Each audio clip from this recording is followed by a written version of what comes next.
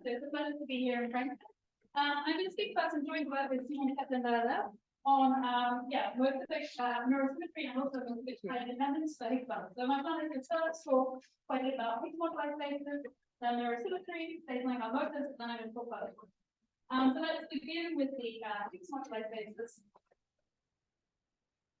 And the easiest way that I like to think about Higgs moduli spaces is as abstract symplectic version of vector bundle moduli spaces. So let's pick one to the left.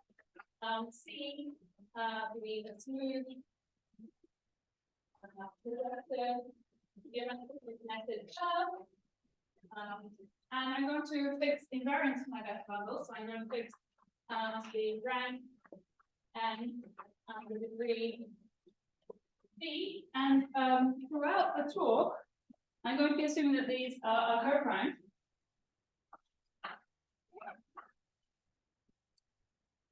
Which will tell us that semi-stability and stability coincide, and moreover, our moduli spaces are going to be smooth.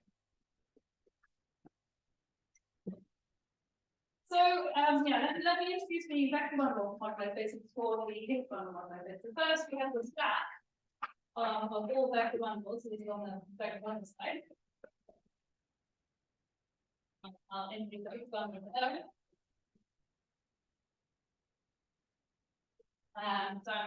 The stack of all vector bundles of rank n and degree D on C. And simply implied here, we have an open substack, the stack of semi-stable or stable, if I'm assuming this co-prime condition. Vector bundles.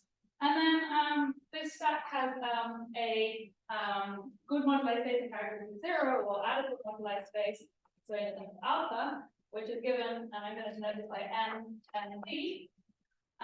So this is a projective variety. Because we assume this co-prime condition is actually smooth. And in fact, this is just a geometry. If you now, so Higgs bundles can be thought of as well, the stack of Higgs bundles can be thought of as the cotangent bundle of this stack. So this is the cotangent bundle.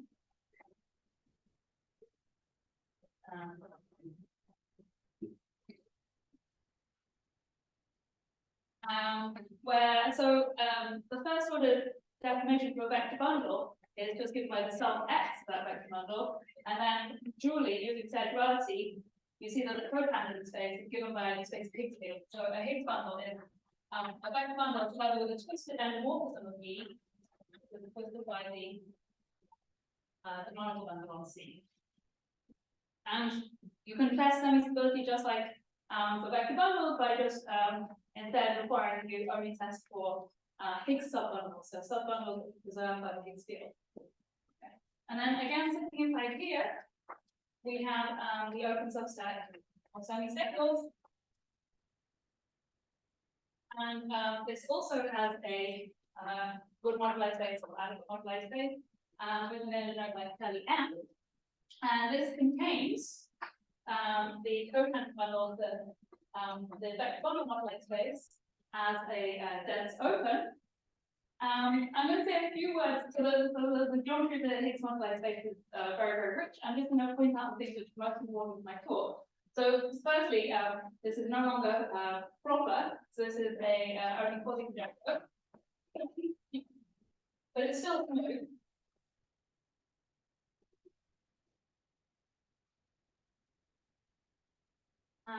But the fact that it is not compact is actually kind of controlled by the fact that Hitchin observed there is a action of the multiplicative group, which is just scaling the Higgs field.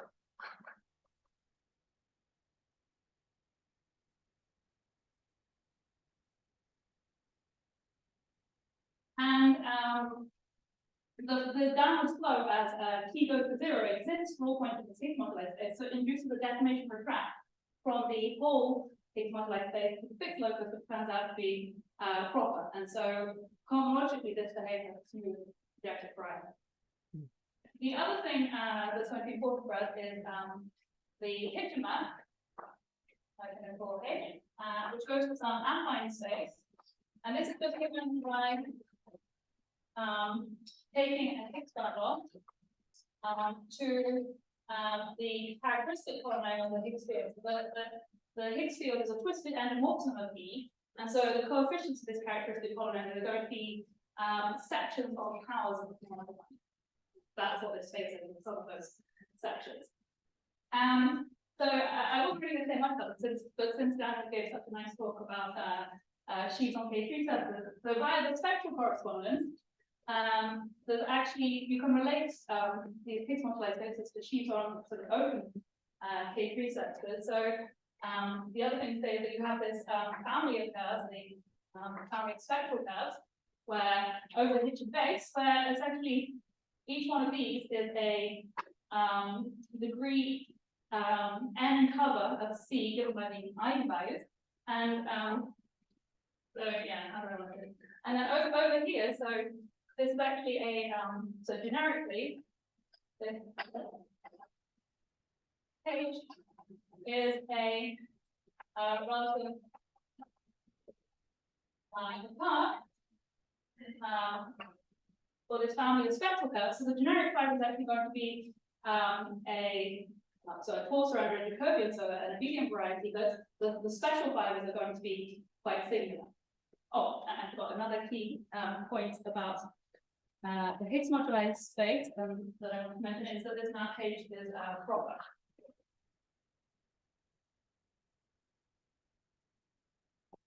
And also, so it's not really going to play a role in my talk so much, but it is important to note that this moduli space is actually a non-compact Taylor manifold. Another important thing is that you have versions of these Higgs moduli spaces for different groups G. So you can think of like bundles as principal GLM bundles. Sorry? Can you just write the second video? Oh, yeah. Okay, sorry. Yeah. This is already better. I should write even bigger. Okay, I will try and write even bigger. So, yeah, you have versions for groups which are not GLM.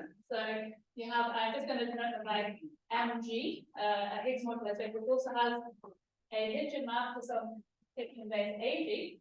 I'm not going to tell you what a G Higgs bundle is, but I will tell you the two cases that I'm interested in, which is SLM and PGLM. So let's do the SLM case first.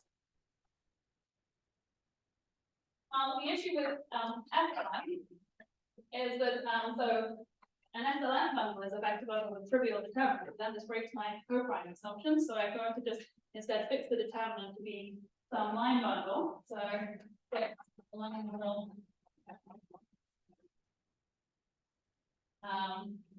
of degree D, and then I'm going to look inside my moduli space at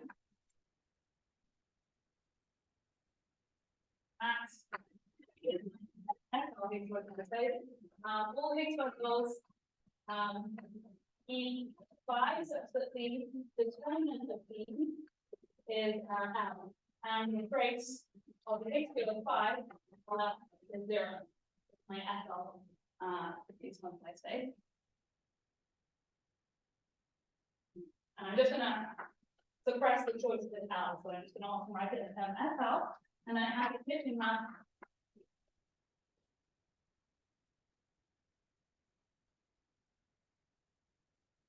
sitting inside the GL Higgs okay. And then the other one I'm going to need is PGL Higgs bundles. So can I ask you, so what you're saying is that the model is not really independent of the L, or that they are independent? Yeah, so they're isomorphic, so yeah, the choice are not very massive, but they're all isomorphic. Yeah, exactly. So the PGL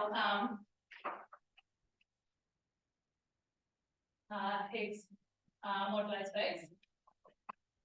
I'm also again not going to tell you what the PGL Higgs bundle is. Instead, I'm going to think of PGL, and you can even think of it as a function of GLM or SLM. I'm going to think of it as a function of SLM. I realize my PGL Higgs moduli space as a function of the SL Higgs moduli space, because we have two natural actions on these moduli spaces, so we can tensor by line models. And then on here, we can tensor by So an important point, and I'm going to talk to gamma, it's going to play an important role in the talk. And the PGL Higgs moduli space is going to be the quotient of the SL Higgs moduli space by this action of gamma. And I'm going to think of this as an orthofold because I want it to remain smooth. So this is a smooth Riemann stack. And so I can do this, you don't see the element because you can also think of it as a quotient of the GL moduli space by a different group. But you do see that the choice value with the gerb on it. So it comes with a gerb. I'm going to call delta. And then this gerb is descended from the gerb from the SL moduli space. So on the SL moduli space here, you have the gerb given by the universal family, and this descends to give you this gerb here. It's going to give you some Brauer class, and later we'll see also some twisted sheaves like in Daniel's book. So what is ASL, the FI basing? So it's just going to be, so here, it's just, so here you have to sum over all, yeah, okay, it's not so important, but here you sum over I equals 1 to n of global sections of how it's going to see, but now the traces, so you get rid of the 0, the I equals 1 there. So all the other. Yeah, all the others though. But you still add that. And as well, yeah, so you also still have this PGL.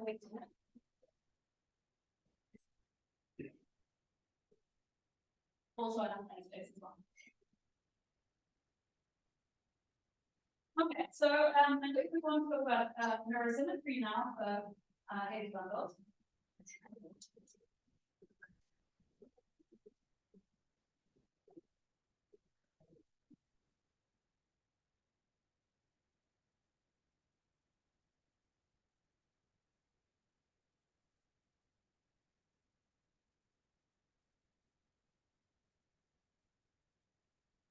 And I'm going to talk about this for PGL and FL Higgs bundles.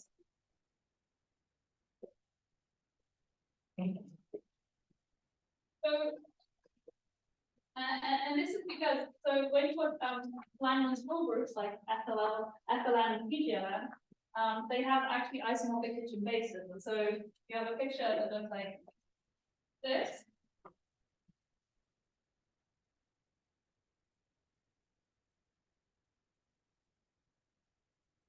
So you have your two Hitchin maps for FL and for PGL,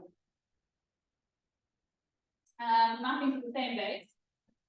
And there are sort of different ways in which you can think about neurosymmetry. So there's sort of geometric flavors of neurosymmetry, like in the sense of SYZ, and then there's sort of more categorical or homological ones in the sense of Motivic, and then there's more topological or perhaps cosmological ones, which is what I will talk about today. So maybe let me say a few words about the geometric one first. So actually, I mean, technically speaking, I think to really think about this in terms of SYZ neurosymmetry, you should actually rotate the complex structure on the Higgs moduli space to get the Durand moduli space, and then this becomes a special origin vibration. But and the idea is that the fibers of this should be short, and that's exactly what was shown by Hoskins and Goethe. They showed that the generic fibers of these Hitchin maps for FL and PGL are forces under Jordan varieties.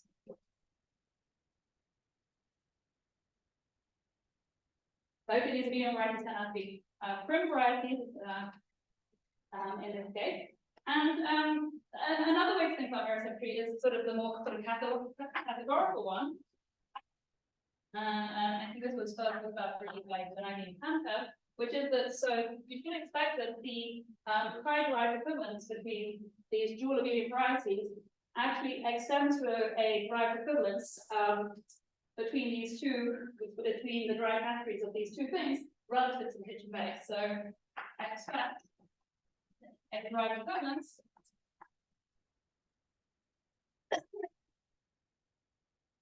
where actually you have to work with twisted sheets like in Daniel's thought. So on the PGL side, you twist by this jerk you have here, and this should be relevant to the minutes.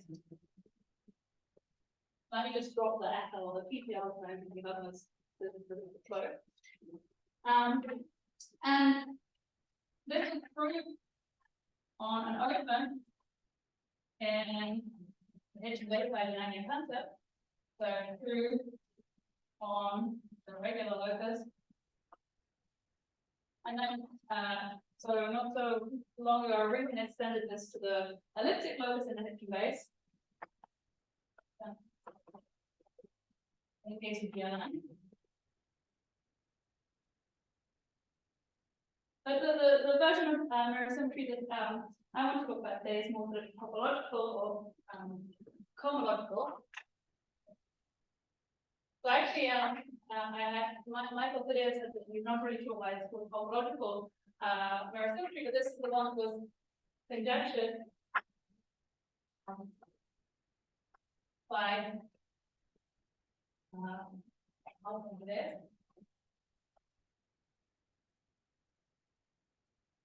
And then prove So the fibers have different dimension, no? sorry? Don't the fiber have different dimension? No, so they don't, but so this is so about this question here. No, I mean MSL and MPGL don't have different dimension because this one is a question of the other. I know Yeah, it's a finite group. Fine. Sorry, yeah, I should have maybe emphasized that. Yeah. I have this, but these spaces have the same corresponding space, right? No, because you've done some identifications on the SL one, right? So the coarse moduli space of the PGL, so the PGL one is a smoothly model stack. Its coarse moduli space is similar actually. And the SL one is actually the moduli space and not like the stack. Can you fill in the quotient map in the diagram? Which From question? MSL into MPGL. Find MPGL as a quotient by gamma. Oh, Can you, I mean, is the Hessian map comparable to this? yeah, so yeah, so in a sense, well, there's not a gamma action on here, this is kind of important, so, yeah, this will be very important all later on. Really phrase the question again. Can you make an arrow from left to right and one does it define it from you? Yeah, so, but there's no gamma action here, so these are gamma. It's a fiber-way section. Sorry? It's a fiber-way section. Yes, yeah, it's a fiber-way section. But you don't want to write the arrow in the diagram. I don't want to stick it to their own things, but okay. I mean, well, I can do if you want, but I want to think of them like as a mirror on the pad, I mean, so. So the first group of this was by Jordan and this was for whole numbers, so they used mechanic integration, and then later there was a proof which was a little bit more geometric, and I'll say a few words about by now and Chen. And so let me state it. And Martin Chen actually said it's the Hodge structure for these moduli spaces. So it's the agreement between the cohomology of the SL Higgs moduli space and the PGL Higgs moduli space.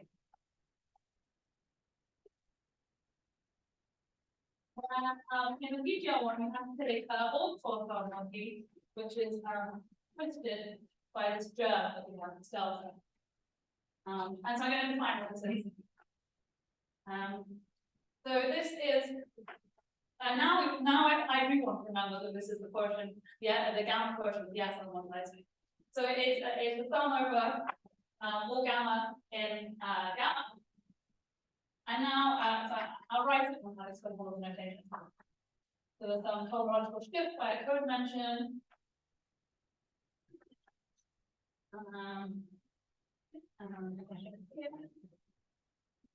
So let me explain all of this notation. So where firstly, what is this M gamma? It's So it's the fixed locus for my element little gamma and big gamma under the action. So this is written by my Excel, in what I say. And then this cosmological shift we have in this d gamma is so here we have the SL Hitchin base, and then you can look at, so I'm going to take the image of this under here, so I'm calling it A gamma.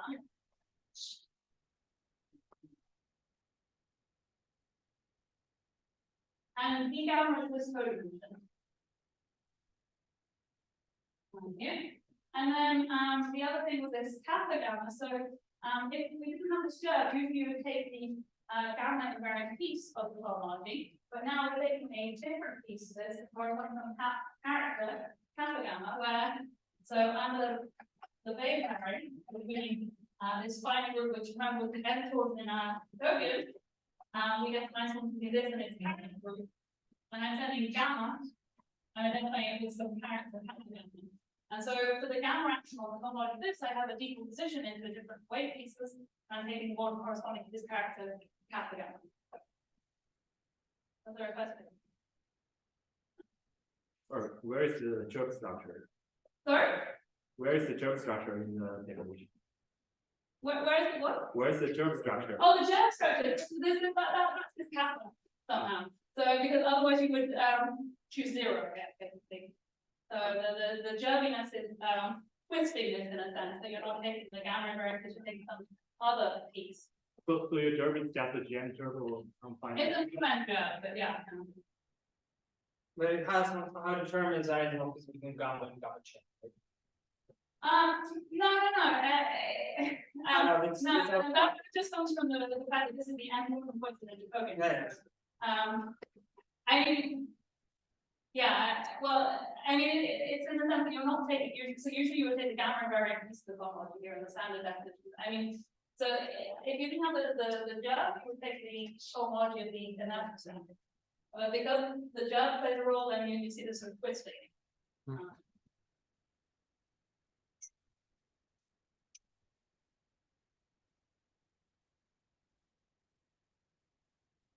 And let me just say, so this isomorphism is obtained as a sum of isomorphisms over all gamma in gamma. So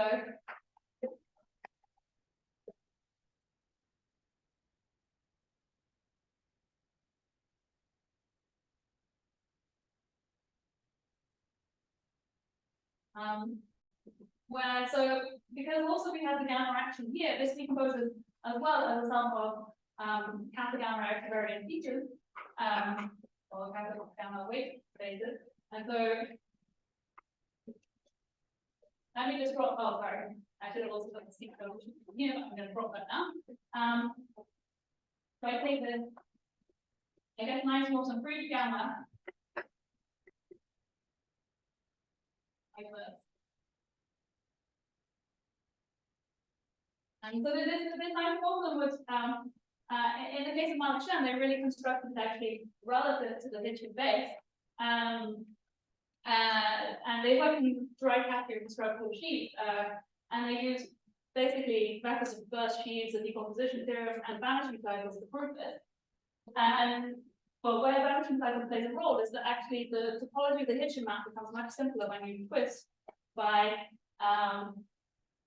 a divisor. So rather than looking at a Higgs bundle as being a twisted endomorphism by the canonical bundle, you also twist by a divisor, and the topology of the Hitchin map becomes simpler. And then you prove that the detwisted Higgs moduli phase, and then you can pass back to classical Higgs moduli phases using van Alstyne technique.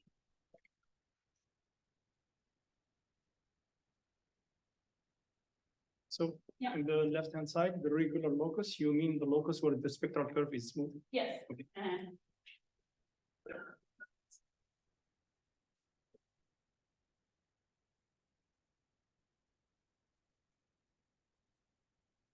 Okay, and so our goal was to try and prove a motivic requirement to this.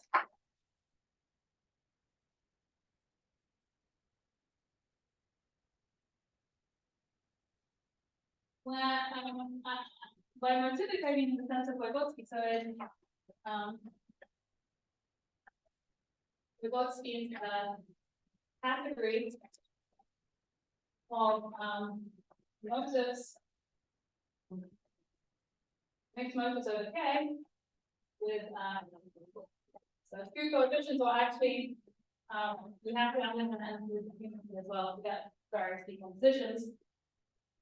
So let me state the theorem and then I'll tell you about this category Dm.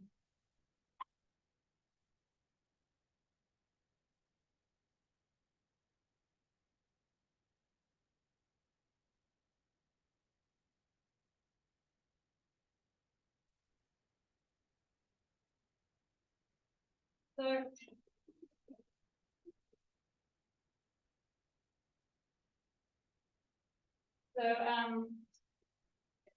assume still this running assumption that the rank of the degree is the first rank. And you need to also for simplicity work with an algebraic closed field, and you can actually work with positive characteristic if you assume that n is invertible. In your field, then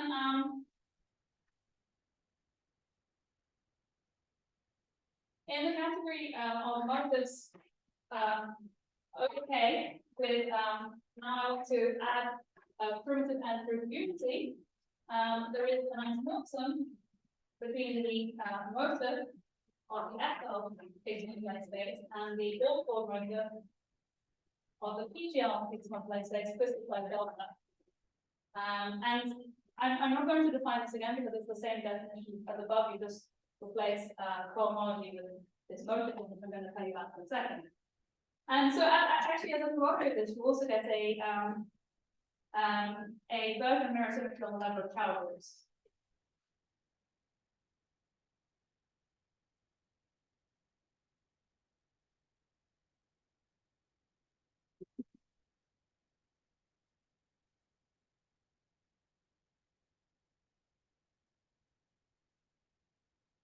So let me say now a few words about motives.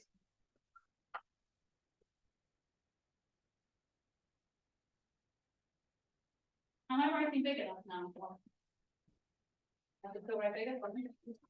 Yeah, so motives were originally envisaged by Goethe as a way to describe cohomology theories of algebraic writing, also algebraic cycles. And this is sort of best realized by Vygotsky. So it shows there is a calculated category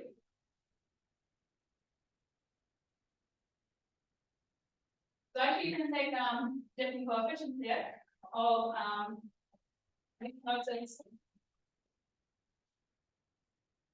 Okay.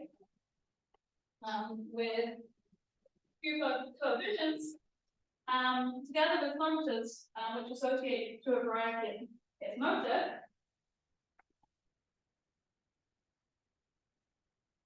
And we see there are a different variants of this. So I'm going to think about the homological motive, so it's just a covariant concept. From varieties over K to this triangulated category that associates to X is motive. And this triangulated category, or at least morally, is constructed by taking the derived category of sheaves or smooth varieties and then imposing various conditions if you want. And let me just give you the, so I'm not going to really, the construction is not so important, I'm going to tell you more about the properties of this. So firstly, it has a tensor structure which corresponds to the Cartesian product of varieties.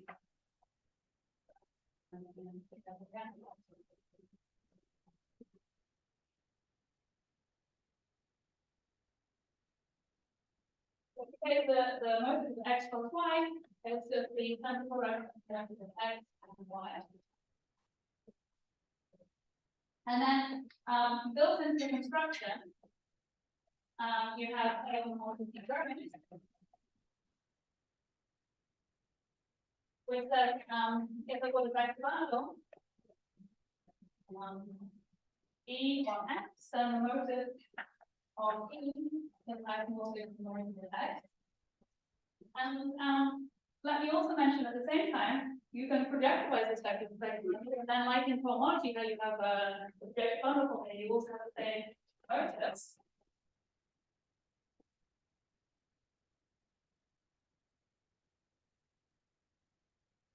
So the motive of projectialization is just the motive of the base cancel the motive of the fiber. It's just Pn where n plus 1 is the rank of E.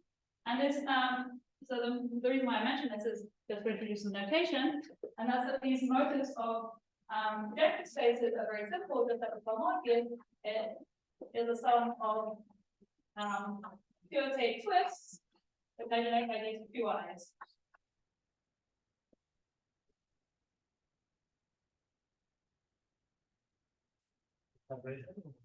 Sorry? Is this defining vibration? Oh, I'm not sure about that. Oh, you mean it is like a projected bubble? Yeah. I guess it depends whether it's risky, locally trivial, or not. So, you mean like how locally is going to be? Vibration doesn't TN. Oh, no. No, I mean, this is, yeah, no.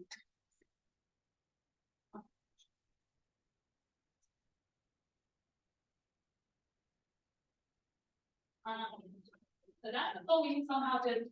Right, I got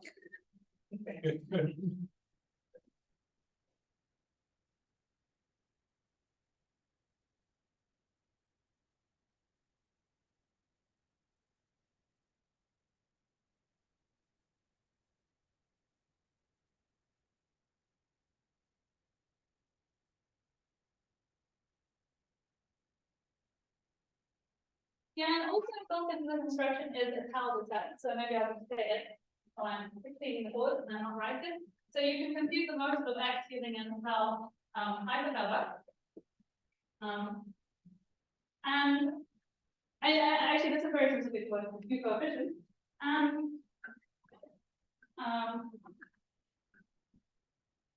The other thing to say is as well that just like on cohomology, if you've got a smooth closed pair, so you've got some Z sitting inside X, a closed subhorizon, then you can relate the motive of X with the motive of Z. So you have a distinguished triangle. So if I've got there inside X, closed, and they're both smooth. Then, and let's say codimension, then I can relate the motive of X to the motive of the open part. And motive of the closed part. Where there's a quick codimension. But so this is one of the key differences that compared to, like, for example, working with the Rotary ring of varieties, is that this might not be split. So you can't, you don't know that the motive of X is the sum of these two things. And that actually allows you to really say things about algebraic cycles. Yeah, let's actually say a few things about the algorithms. So if X is smooth, then so the challenge of X, and well, okay, I'm working with two coefficients, so I also have to work with two coefficients here, onwards, and this factory B. Between the motive of X and this tape twist, corresponding to the index I. And the other important thing is that you can also describe various cohomology theories using realization functions. So you have these two different cohomology theories, but for me, the most important one is going to be the vector realization. So let's assume that K is a subfield of C. Then you have a vector realization function.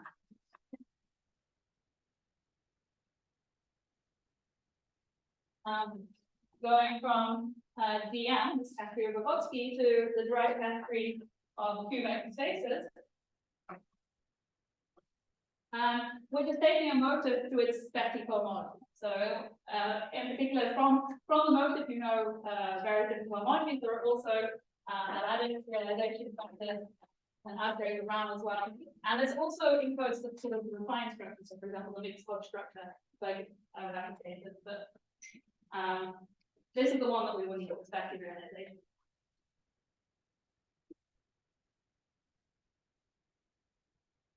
Oh yeah, and another important thing is that you can also do this all relative. So those are also sort of relative versions.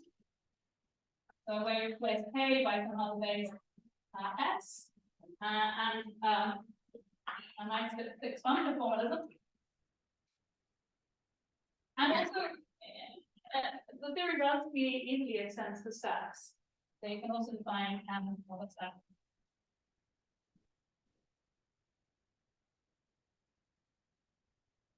Okay, so that was all I wanted to say about motives. And now I want to come on to the proof.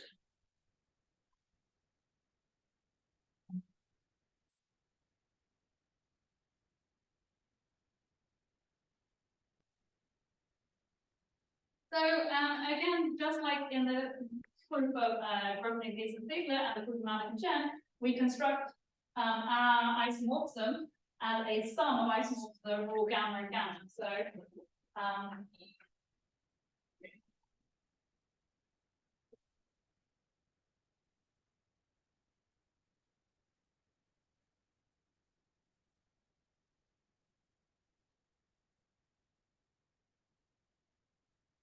so the sum of isomorphisms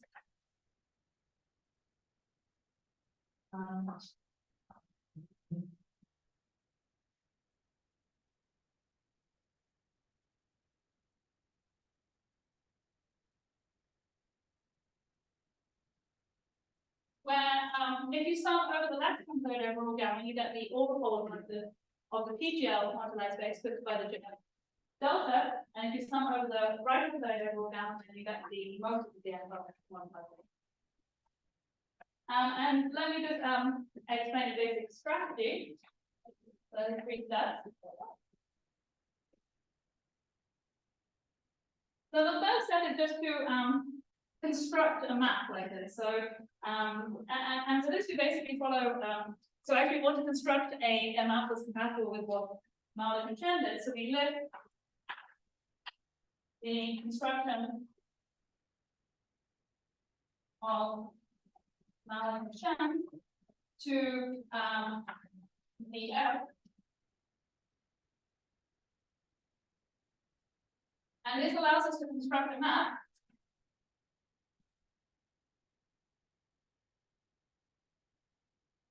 which we hope is going to be a nice isomorphism. And in fact, we know exactly realization for an isomorphism.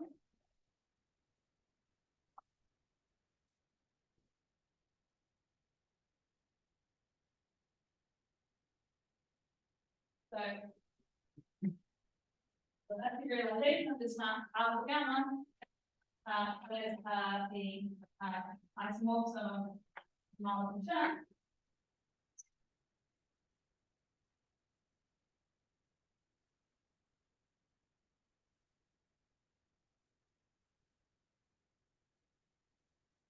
And it didn't also work because I think the construction is a little bit intricate. So firstly, as I said, they work with de-twisted Higgs bundles and they construct them out the de-twisted Higgs bundles using actually a cohomological correspondence that we then make a big version of.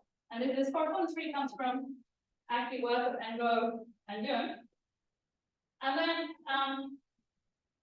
then they prove then they prove that they have the desired isomorphism. The de-twisted Higgs bundles basically using the decomposition theorem and analysis of supports, and then they go back from de-twisted Higgs bundles to classical Higgs bundles, so no de-twisting occurring, using vanishing cycles. And the problem for us is that, so we don't have things like the decomposition theorem that we can use in DM, but we can still construct this map. And then the second one part in the strategy is to use the conservativity argument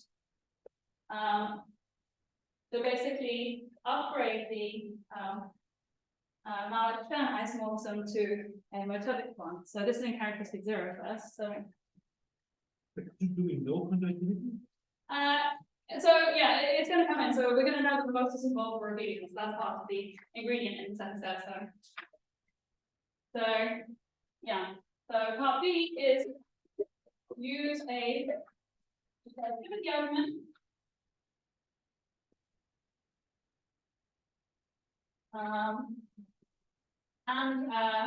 So I guess obedience of the motives involved to conclude in characteristic 0.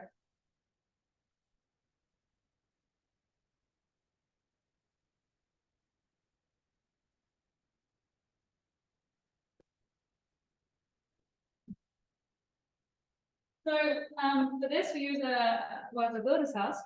Let me write it here.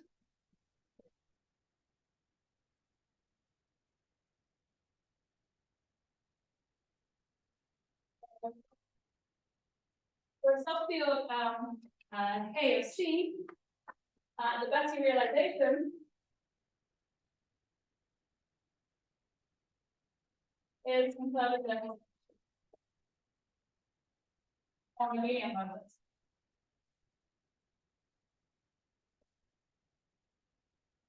What is this?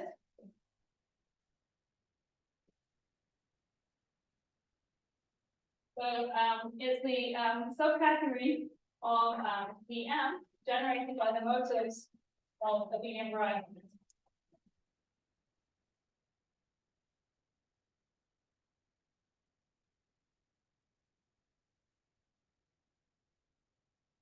And so the key ingredient involved in actually the second step is showing that all of the motives involved are obedience.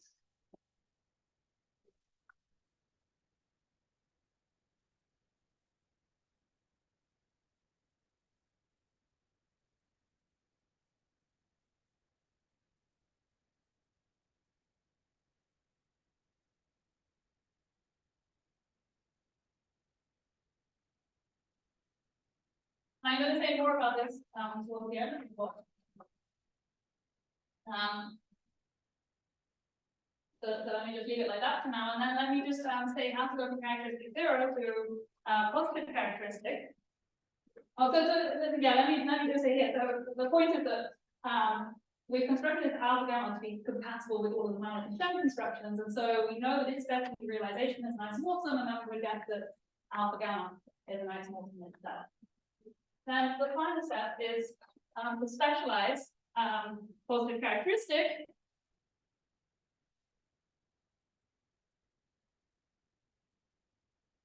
the third step. Using a family of curves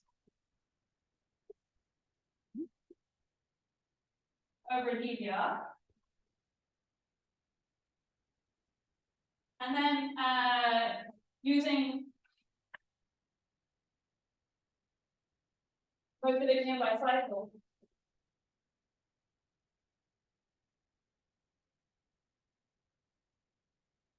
So I should say a few words about it. So you go from this you have P over K, and you lift this to a family of curves over a DVR R, such that the that side is going to be your characteristic, your positive characteristic field, and then the generic side is going to be our characteristic 0, and then you use so the ingredient here, I'm going to say, is so you need to work with these relative moduli spaces considered by Werner.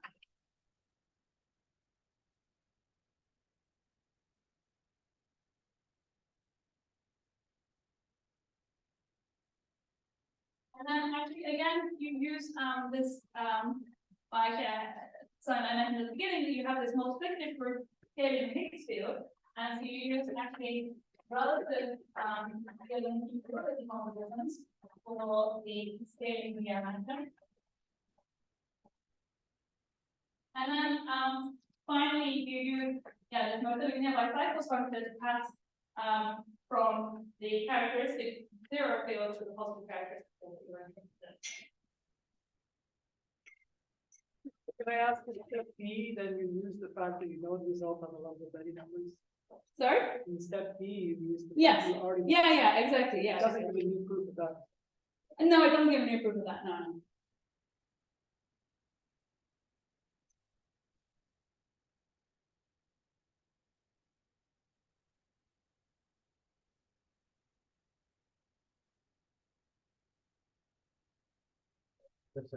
Yeah. But I don't really know what about the rotation lower index again, right? It was associated with the gamma in the end problem of Goethe. There was a character that had the gamma, and then associated with the gamma action on this, there is a decomposition into the different weight spaces for the different characters, which is the kappa gamma piece in that. Okay, so it could be. Yeah. So it's just a direct sum of the modules of this. So the module of this decomposes into a bunch of different pieces identified the characters, and I get one more point gamma.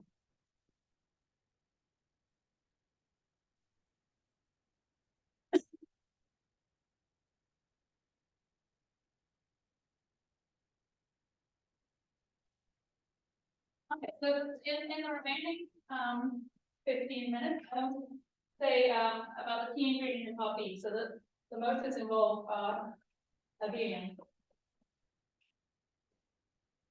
Actually, sorry, before that, I actually want to say that exactly the same strategy also yields for us a motivated client independence. So that means say that first.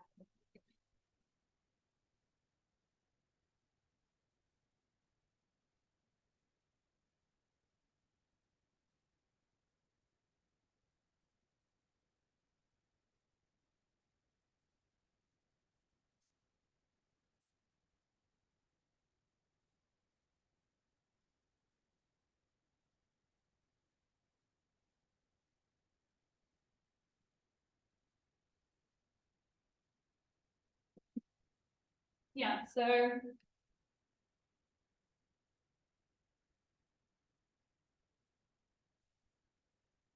using the same strategy we get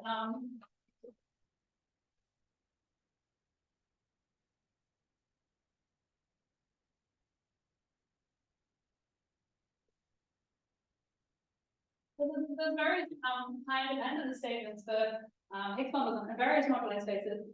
And this is going to be for GL Higgs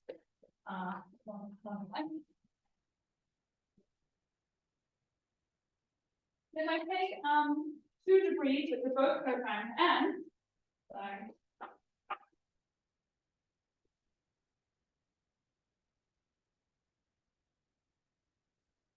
E and D prime, then I can look at the Higgs moduli space for degree D and degree D prime Higgs bundles of rank n. And this is just saying that their motives are the same.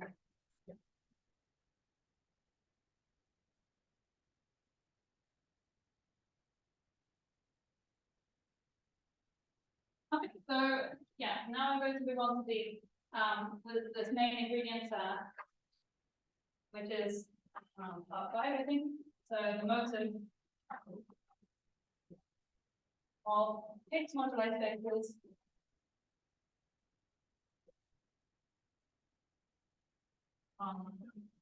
abelian. And in fact, this is kind of nice because it builds on a bunch of our previous work where we were understanding motives of moduli spaces of vector bundles and stacks of vector bundles on C. Let me just state the theorem. And there are two statements in this. So firstly, for the GL ones, the motive of the GL Higgs bundle is, I should, again, I'm assuming that the rank and the degree are going rank. Oh, yeah, and I'm assuming, so here now, K to the arbitrary, let me just write it here. The only constraint is that I need, to assume that C has a rational point.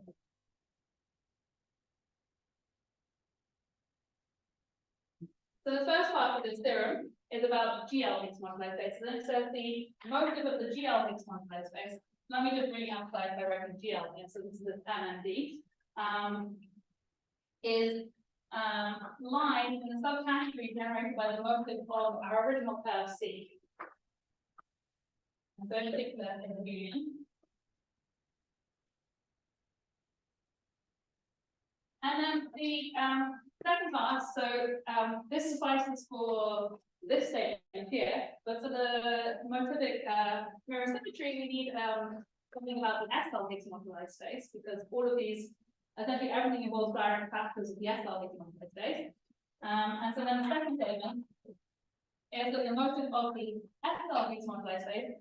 So in fact, it's not quite generated with the motive of C, and it's very much related to the fact that the cohomology of the SL Higgs moduli space is not cohologically generated, but instead it's lies in the subcategory of the abelian generated by motives of certain finite Hall covers of C. But in particular, both are reviewing. That's the point is really important.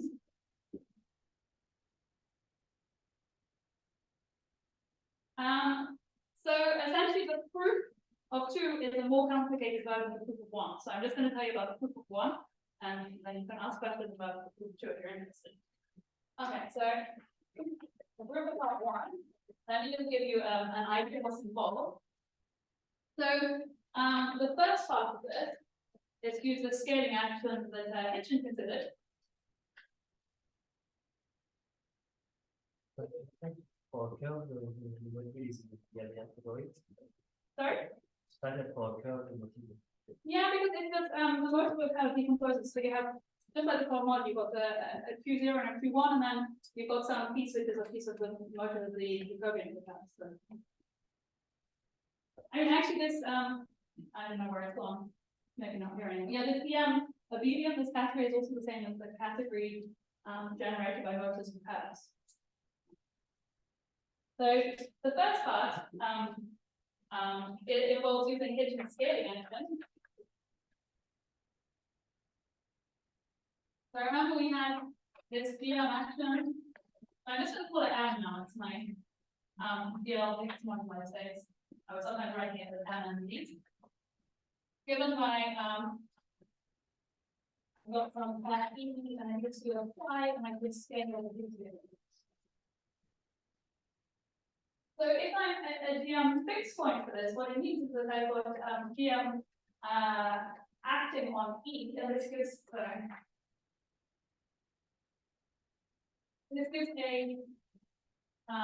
decomposition into GM weight spaces.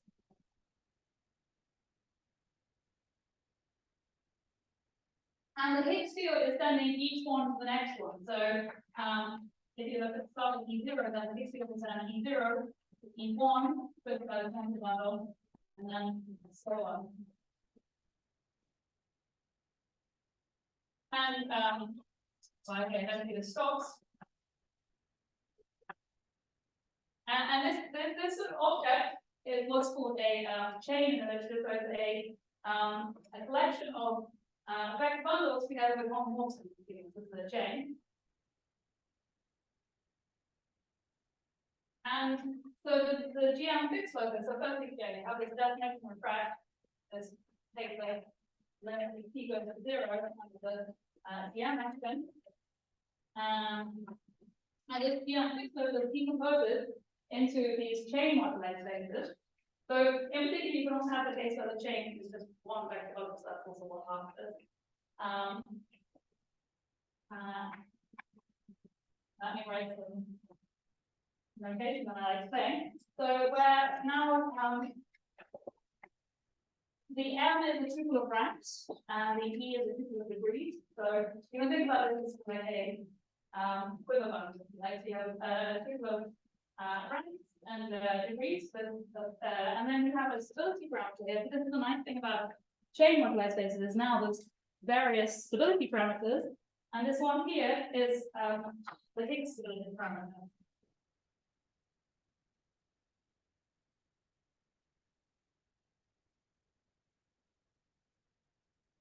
And these chain moduli spaces are now projective and also smooth.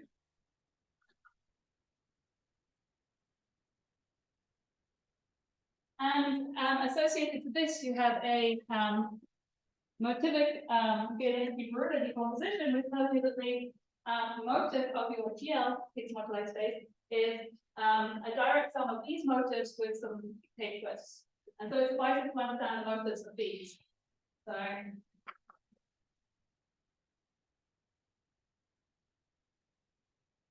including the motivic decomposition, it suffices to show that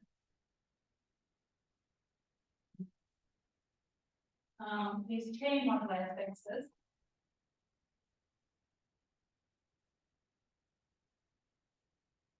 are generated by the motion of the curve.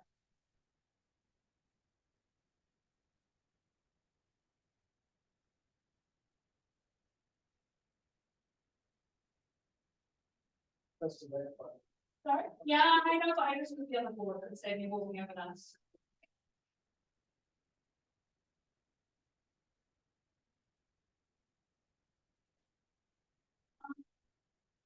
Then the next step is based on actually ideas of Goethe, Prada, Heinhoff, and Schmidt, who studied actually the class and the European varieties of the Higgs moduli space. And how they did this was they used wall crossing for chains. So actually there are different stability choices for chains, and they understood the definition theory very well and found a sort of path which takes you to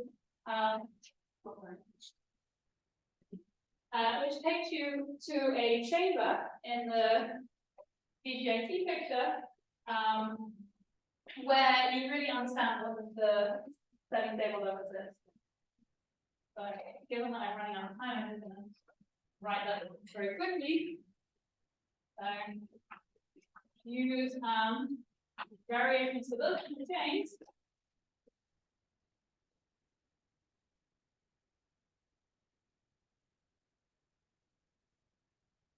And sort of wall crossing. So at each wall crossing, we have a sort of ordinary scheme of conversion that you have to look out for. And that gives you a bunch of distinguished triangles that go into distinguished triangles. And then you put this all together to basically say that it suffices to understand. Oh, and I should say, actually, secretly here you pass from the moduli space to the moduli stack. So it's important to show that the motive of the stack of injected chain homomorphisms, where the rank is constant, is generated by the motive of the curve. And this is just, yeah, they sort of let me use your picture. So you have some sort of poem where they understand the definition theory quite well, and then have some wall crossing their picture, and you start off with your Higgs stability parameter here, and then they find some mathematics which takes you to some chamber where they understand what's going on. And actually, this chamber here, if n is not constant, then actually the stability is empty, and so the only case to worry about is when n is constant. And then the first step involves just some explicit formulae.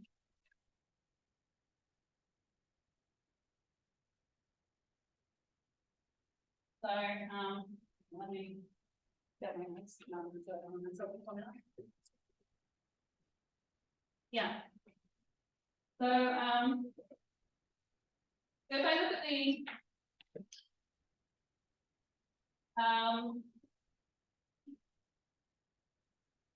the stack of injected chains where n is constant, so all of the ranks are constant, and the maps are injected. So what this means is that at each stage, the co-count is going to be some quarter sheet. Then this is a tensor product of symmetric powers of okay, the difference between the degrees, between the degree of the torsion thing.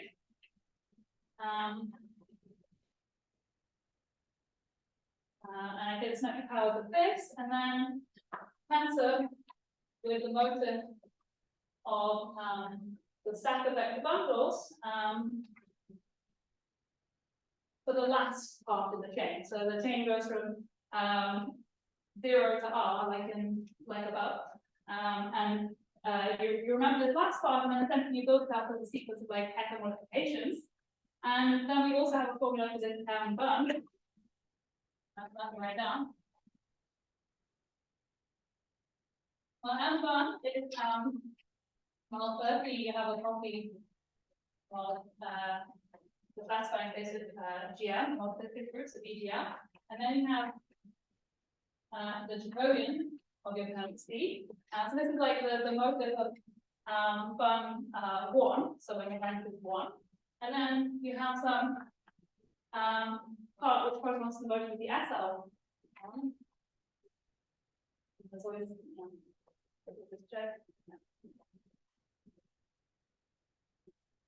Right now it's some sort of zeta function with some twists by these state twists. And the point is that in all of these formula, all you see are these K twists or things to do with the motion of the curve. And so these are both leading. Well, in fact, even generated by the motion of the C. Okay, and I think I'm out of time. Thank you for listening.